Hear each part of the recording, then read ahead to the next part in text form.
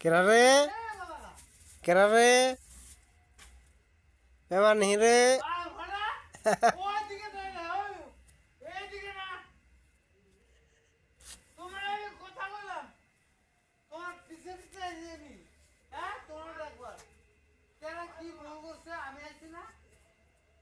তারপরে তুমি মাসো রাখো না তুমি কি বাজে এই আমার সুদা গুরু ঘুষাই তুমি বারা গুরু ঘুষাই নি বা তোমার